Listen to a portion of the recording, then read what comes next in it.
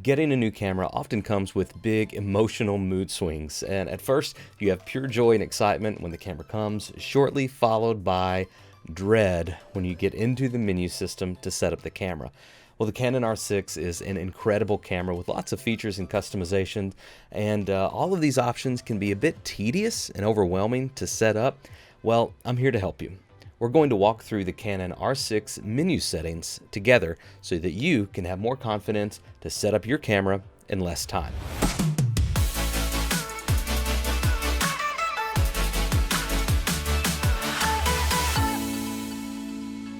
Hey, I'm Luke with Wedding Film Coach. Thanks so much for stopping by the channel and watching this video.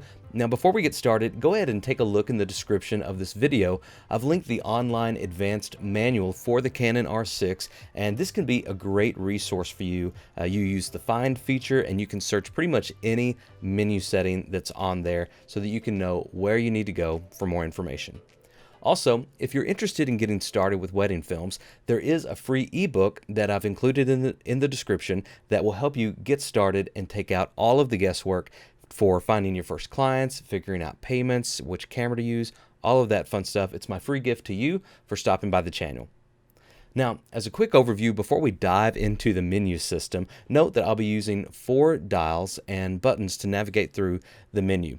The top, front, and back control wheels, and the back control button, and then the set button. You can also control all of these things through the touch interface on the menu system. Also, this video focuses specifically on the video menu settings. I'll be up here at the top mode dial on the video setting. There are a lot more options and pages in the menu system whenever you switch it to M for manual, just like that. But most of those are specific to photography. Okay, let's get started.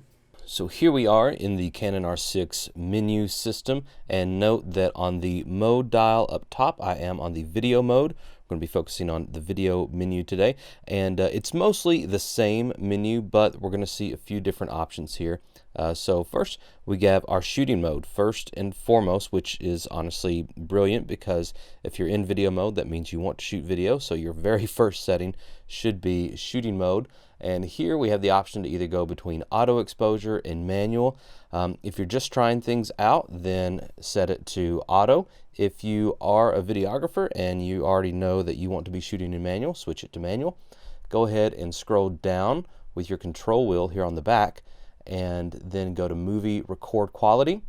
This is going to be essentially all of your recording modes. It gives you the option between recording size and high frame rate. For now, let's go to movie recording size.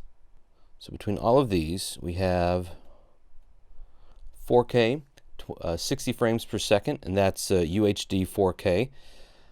3840 by 2160, 60 frames per second, technically 59.94 frames per second. It is standard IPB, which essentially just means it's not quite as good of quality as all I, which you will see in the Canon R5, but all options on here are standard IPB, so you really don't have to worry about that.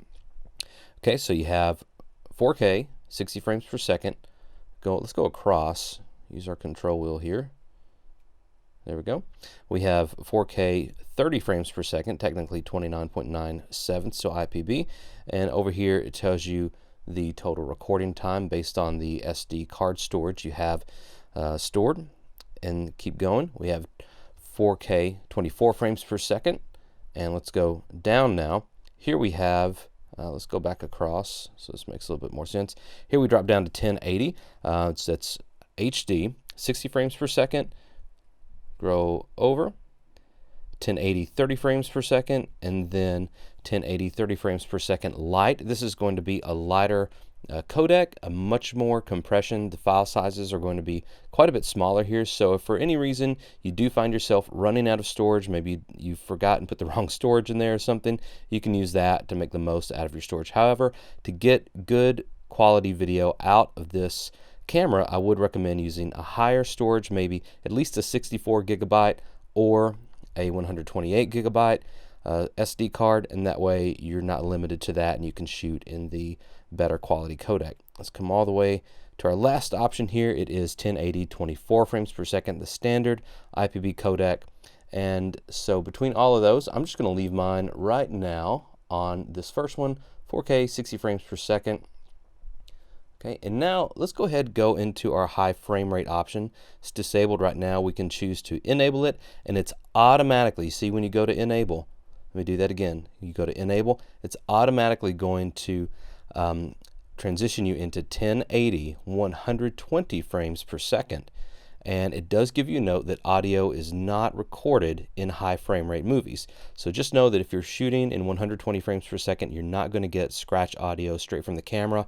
Of course, if you're recording externally, you'll need to do something to sync those up in post.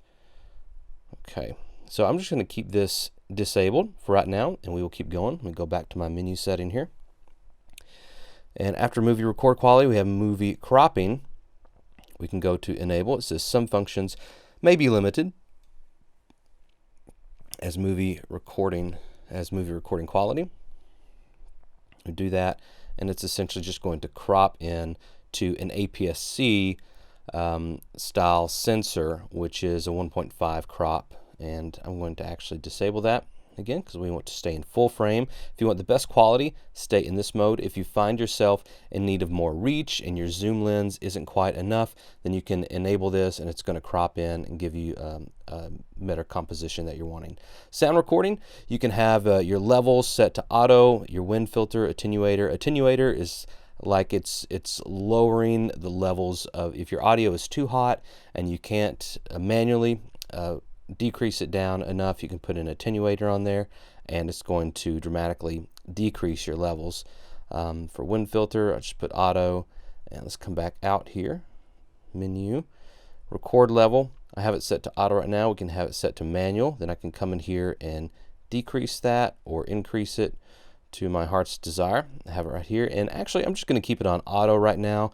If for any reason you for scratch audio, I feel like this is great because usually you're not using that audio on there except for syncing or maybe for just kind of background, atmosphere kind of stuff. And so I feel like that's really good most of the time. If you ever specifically want to capture audio for any moment, then definitely put that back on manual and make sure it's at a good level for you. And you'll probably have an on-camera mic on at that point too, so make sure it's matching well with that if you have a plus 10 or plus 20 dB, anything like that. Okay, so that's your sound recording. So those are probably the main functions of video shooting. Let's go ahead, come back over to the second page of our first menu, the camera menu. I hope that you are enjoying this content and that it's helpful to you. There's more to come, but I wanted to interrupt for a quick second and ask you to subscribe to my channel. Hit the bell for notifications so that you'll see all of my new videos. That's all. Now, back to the menu. I have exposure compensation, not available because of the associated functions ISO speed. And so this really isn't applicable in unless you're shooting auto. And so I'm not shooting auto, I'm shooting manual, so that isn't going to make much of a difference. But if you are shooting auto and you want your footage to lean towards the brighter side, you put that towards the positive. If you want it to lean towards the darker side, put it towards the negative. ISO speed setting, this is something that you can set up to be on your control dial or up here or even on the top one, but you can come in here and manually set it. This option may be good for setting your range. I went ahead and just put mine to the very maximum that it can be. I tried this out the other night. I'll eventually make a video about that, but it was impressive even at 12,800, but when you get up to these, it's definitely like, wow, this is pretty much unusable, but just kind of fun to be able to use if we need to. But you can set that, and if you are doing auto ISO, you can set what you want your maximum to be. So if you know it's just not going to be the quality you want at one of these higher ends, you can set the auto. It's not going to go past this level if you have it in auto ISO. So that's good as well. I'm going to put that back on 25,600 for now. Here we go. And hdrp settings, you can enable this, and it gives you a little message there that setting highlight tone priority to enable is recommended in this mode. That's going to help you get the most out of your HDR. So we say OK, and HDR assist. These are just different options you can go through to help you make sure that you're shooting what you want to shoot, to either prioritize the midtones or prioritize the highlights. Back out, HDR assist display playback. So this is when you're playing it back.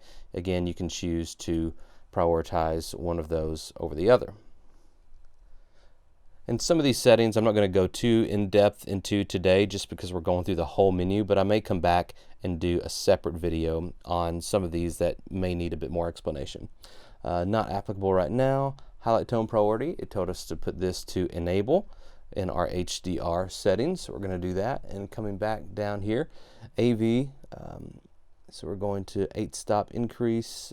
So that's going to be, I'm going to keep this disabled right now. If you want your aperture value to increase at a slower rate, then you would enable that. But usually I'm good with disabling that.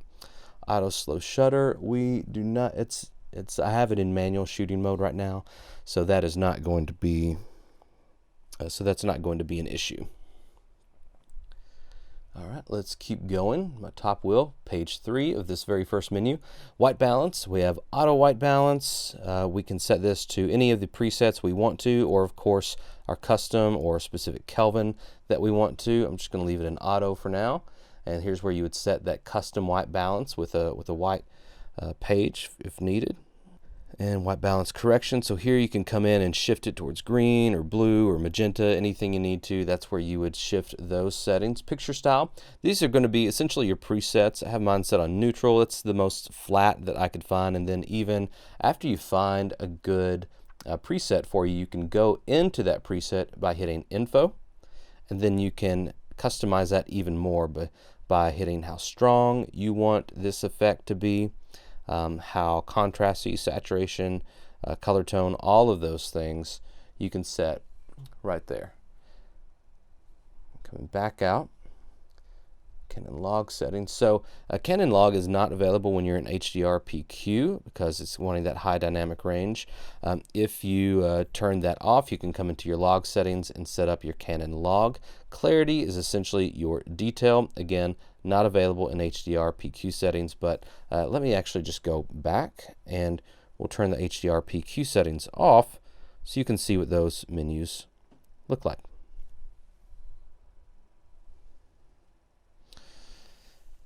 Canon log settings, simply on or off right here, and then it allows you to come in and customize that as well.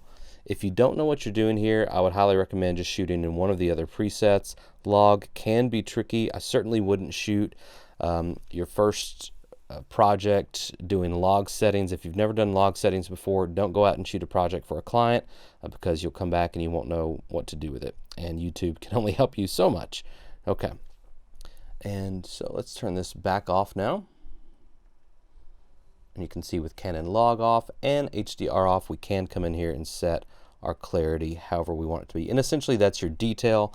A lot of people say turn this all the way off in your camera so you can always add clarity or detail in post sharpening. But you know, if you know you're going to like your images to a certain level of sharpness, then you can absolutely go ahead and preset that. No shame in that. Okay, here we have lens aberration correction. I don't have a lens on right now, but if we needed to correct any known issues with the lens, we could do that here, and it should do it automatically.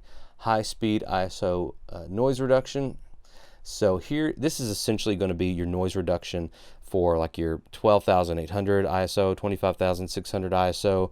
This is going to be how the camera in the processing that the camera does, it's going to smooth that out and not make it quite so noisy.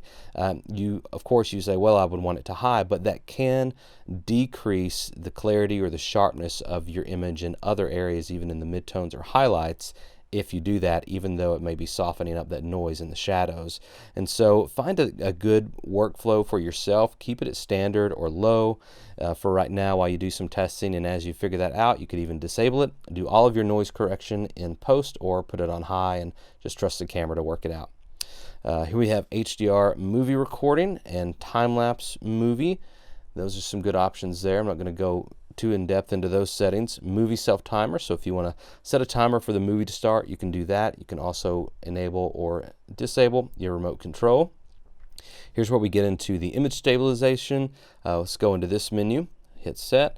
The image stabilization is on, and you can either just on off there. Digital IS is you have the options of either off, on, or enhanced. And let's come back out here. So enhanced is going to crop in a little bit. I forget exactly how much it's going to crop in, but if you're doing a lot of handheld shooting, but you don't want it to be so choppy and jerky, then that may be a good option for you. And it even lets you set the focal length. If you have a Canon lens on here, it's probably going to read that automatically, and so you won't have to deal with that. But if you have just a straight up manual lens with no auto features or electronic connections on it, then you may have to set this manually, and that's fine. Let's come back out here. Shutter button function for movies, half press. This is going to give me my metering, my servo AF. That means it's going to autofocus for me. A full press is going to go ahead and start recording. And you can change those to be whichever functions you want, whether you want it to do that or not, or you have some options here as well.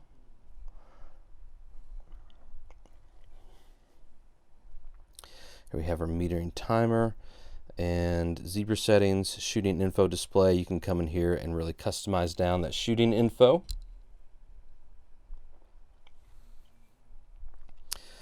Viewfinder display format. You can choose to either have it take up the full viewfinder in here, or you can crop it in a little bit if you don't want the display going out to the very edges. Some people prefer that.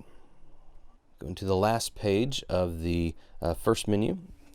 We have our overheat control on, and so if we have this on, this means that it's going to decrease the heat that the camera uses in processing for like going to menus or looking at images or playback, and it's going to allow for longer shooting times whenever you're actually recording with the camera. So I would recommend to have this on. If you have it off, that is going to decrease the amount of time you have to shoot whenever you are recording. So I would recommend keeping this on. We have some HDMI display options. If you're hooked up to HDMI, you can either have it to display on the camera and the monitor both, or just the monitor. If you have it for just the monitor, that may also decrease the amount of heat in the processing of the camera, so that may be good as well. And time code, we have some time code settings here. Great if you use that. I'm not going to go into too much detail for that right now. Hey, so we've completed the first menu. Let's go ahead and go to the second menu for autofocus by that control wheel there.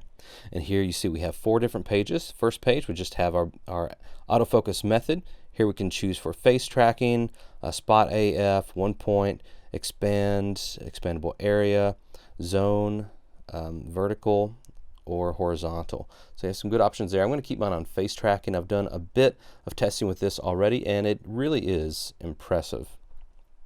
Subject to detect, you can choose between people and animals, and this worked very well as well. Again, I may have a video coming out about that shortly. Eye detection is enabled, just between enabled and disabled. And movie servo autofocus, you definitely want that to be enabled. Touch and drag autofocus, I have it disabled for right now, just in case I accidentally drag my finger while I'm trying to tap to focus. I just don't want that getting in the way. If you did want to do some creative like rack focusing, this may be a good option for you to try. Going to the second page now, the autofocus menu. We have manual focus peaking settings. If you have a manual lens on here, just prefer manual focus, you can turn peaking on, choose the level that it's on, and then choose the color. So you have between red, yellow, and blue. I'm going to keep mine on red. Go back here and focus guide. We can also choose to have our focus guide on. That is helpful. I'm going to keep it on for right now. It may be distracting to you though if you have peaking on and focus guide, so just whatever works for you. It's nice to have the tool either way. Oops, sorry. Go back into the menu. Coming to the third page of the autofocus menu. We have our movie servo autofocus speed. This again can be customized when active. It's always on or during shooting. So if you want to be able this feature to be on even when you're just composing your shot, which I would suggest, autofocus speed. If you're wanting to do some creative things and make very specific focusing decisions, then you may want to tweak this to be slower or faster, and it's going to give you some options there, which is really great, again, just for customization. And then the track sensitivity, we can choose between being very sensitive to objects as it's tracking them, or we just want it to be more locked on and less responsive. I recommend keeping this in the middle and doing some testing and then seeing what works best for your typical workflow. We have lens electronic manual focus. We can go into this, and again, this is just a lot of customization options that you can kind of try out. Switching between track subjects, we either have disabled, enabled, or enabled at a faster pace. This first enabled is slow. Again, if you want your tracking to mainly stay on what you choose for it to stay on, then you want to disable this or keep it to enable slow. To enable it at a faster pace, if you're having a lot going on and maybe you do want to be focusing back and forth between different subjects, this may be a good option to have turned all the way on. I want to leave mine at enable slow right now.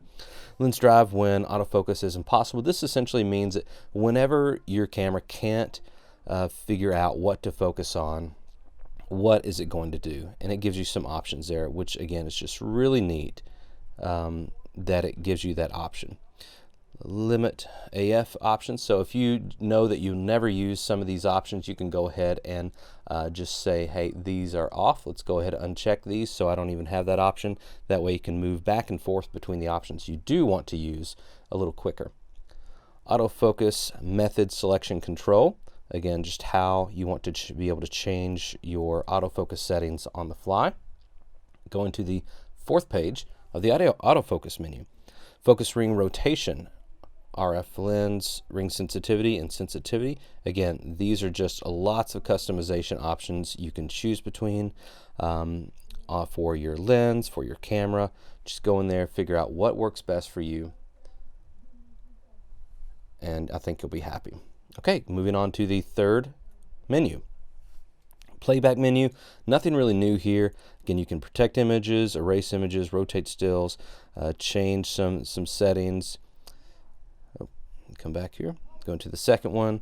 You have these for that, which is pretty cool. If you can print order. I don't have many pictures in here right now, but you can come in here and do that, which is, again, it's just really cool. You can do that straight from your camera. Raw imaging processing, you have some other options there. Slideshow, set image search conditions, magnification, all good stuff. Last one, we have playback information display, highlight alert, enable. That's pretty cool. If you're just looking back at your pictures, it'll show you, it'll kind of blink on and off what is what's overexposed or what's not, and so you can tell just at a glance if you need to retake a shot. Okay, and that's it for the playback menu. Here we have the connectivity menu, Wi-Fi, Bluetooth. If you're not needing to connect anything via Wi-Fi or Bluetooth, I would recommend keeping your airplane mode on. That's going to strengthen your battery life to allow you to get a few more shots in if it's not trying to connect with anything else. Keep that on. And next menu. Here you can just simply reset all of those options. Moving to the wrench, kind of the main settings page. The main settings menu. Here on the first page, we have a recording function for card folder select. Here we come in and you can choose which card you want to do what, and you can have all different kinds of options, whether you want to keep your pictures in one folder and your movies in another card, or if you want to have your JPEGs in one card and your raw images in another. All of these are really great. Again, just customization options, so it really depends on what your workflow is and how you want to do your post-processing.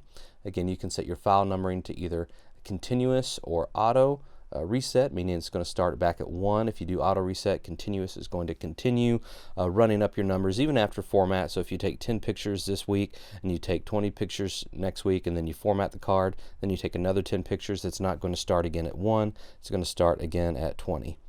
Okay, coming back here, you can choose to customize your file name, format your card, auto rotate when that information is available, and of course set your time. Coming to the second page of the wrench menu, we have your language, video system. If you're in America, use NTSC.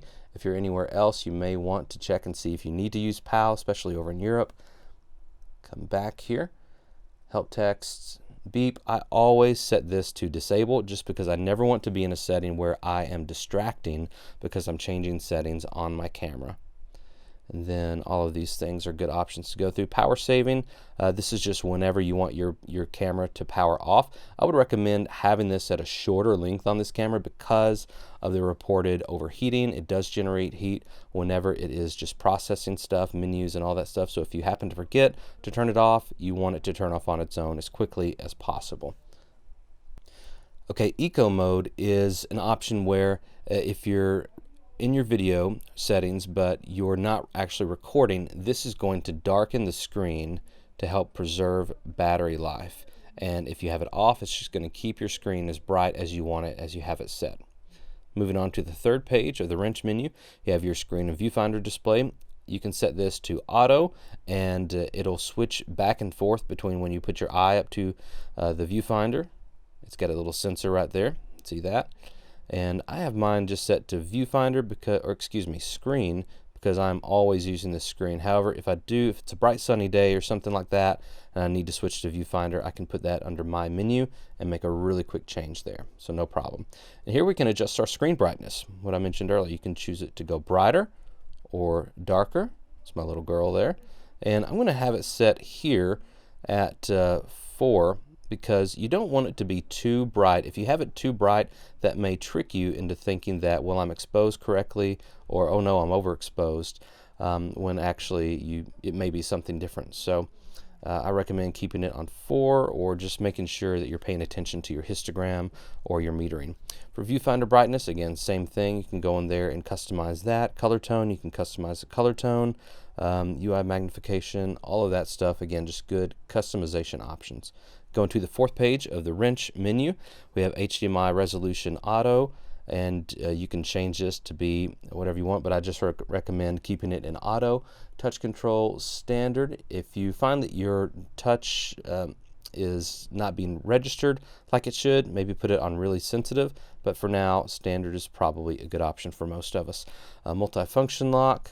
Again, we can come in here and customize all of these options here, what we want it to do or to lock in. And we'll come here, shutter shutdown. What do we want it to do? Whenever we shut the camera down, do we want it to keep the shutter open or closed? For keeping your sensor safe, I recommend keeping this closed. That's a great option that needs to be on all mirrorless cameras. So Sony and Panasonic and Nikon, I hope all you all are listening.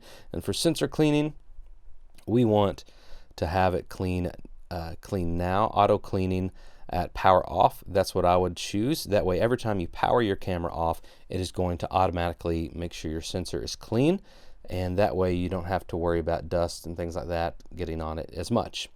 I always recommend checking it throughout the day though. Last page here, we have the option to reset the camera, battery info, copyright information, all kind of the nuts and bolts of things. Here's where you'll update your firmware. So going to the last menu before the My Menu options, again, you can customize all of this. But for now, let's come back to this last menu. All right, here at our last menu, we have 5 different pages. We have, first on this first menu, we have our exposure level increments. So as you change your exposure through your aperture and your shutter speed, this is your talent to change by 1/3 of a stop or 1/2 of a stop.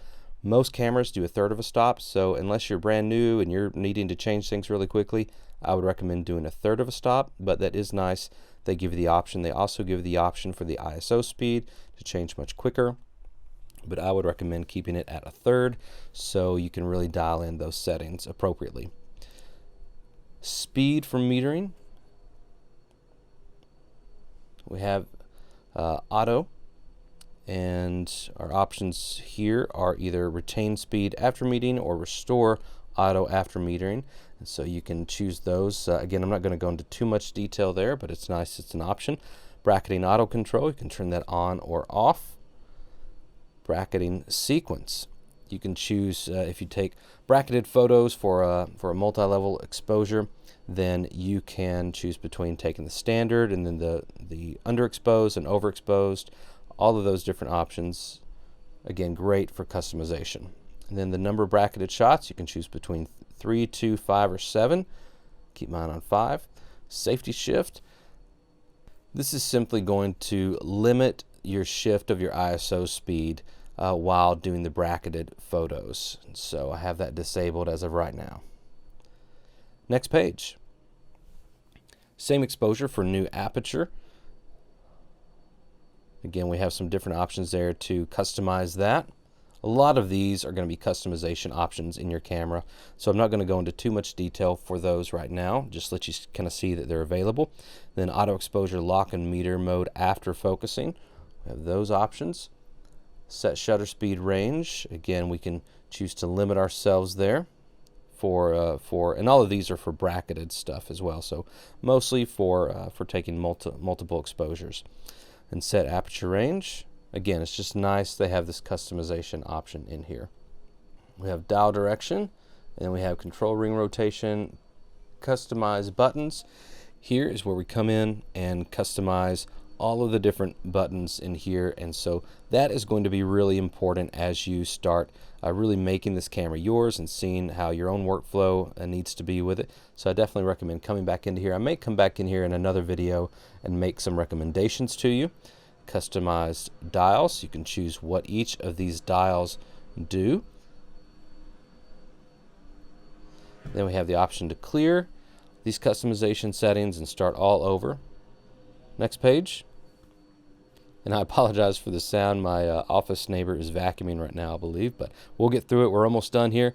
We're going to add in cropping information, audio compression, default erase option, release shutter without lens, retract lens on power off, then add IPTC information. The only recommendation I would make here is to keep your release shutter without lens on. And for me, specifically with video, I like to do a technique called lens whacking, and that is where you disconnect the lens from the camera body to allow light to leak through, and you can do some really creative shots. So I want to make sure that whenever I disconnect that lens, the shutter and the recording is still going to take. Last page is simply the clear all custom functions, and you can start again from scratch. So that is the Canon R6 menu. That is it for the menu walkthrough of the Canon R6. I hope that this info was helpful to you, and I'll be making some more videos that have detailed suggested button customizations and my menu setups for this camera. And it would actually be a big help to me if you could let me know in the comments what questions you have about the Canon R6, and I can make that content catered specific to your needs. Thanks again for joining me for this walkthrough, and don't forget to subscribe to the channel and hit the bell for notifications. Also, if you want a head start with wedding filmmaking, check out that ebook in the description. You all have been awesome. Take care, and I'll see you in the next video.